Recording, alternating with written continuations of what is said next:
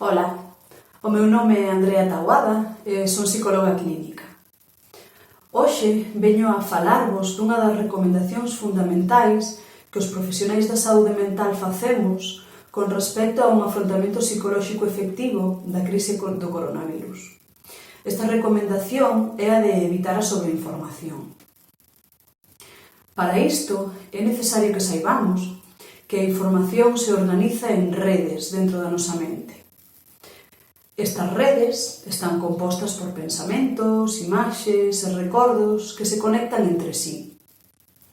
Empezan a formarse na infancia cando empezamos a empregar a linguaxe como un xeito fundamental de comunicarnos. Pero continúan construíndose durante toda a vida para integrar as experiencias que van ocorrendo ao longo dos anos.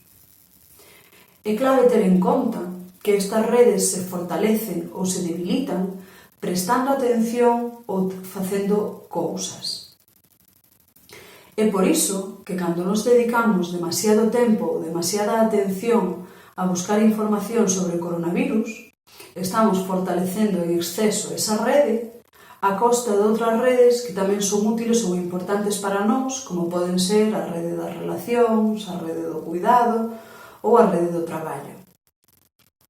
Por iso, para un afrontamento psicolóxico efectivo desta situación, podemos realizar 3 recomendacións xerais.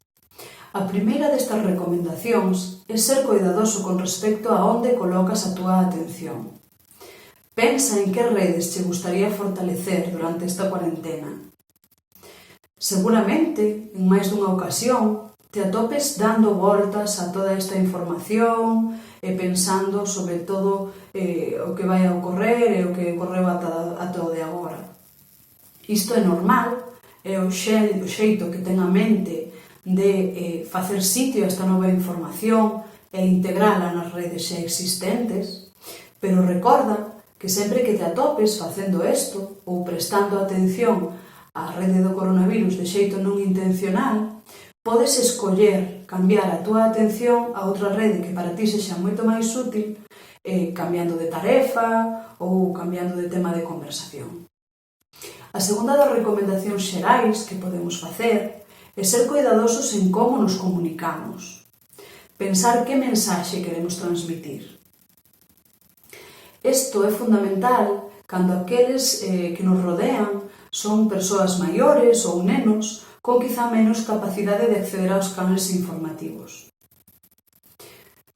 Debemos ter en conta se a información que nos queremos aportarlles é información relacionada con falsas noticias, con bulos ou con medo, ou a que queremos que accedan é a información contrastada, veraz, acerca de recomendacións para estar seguros e do porqué de realizar as recomendacións.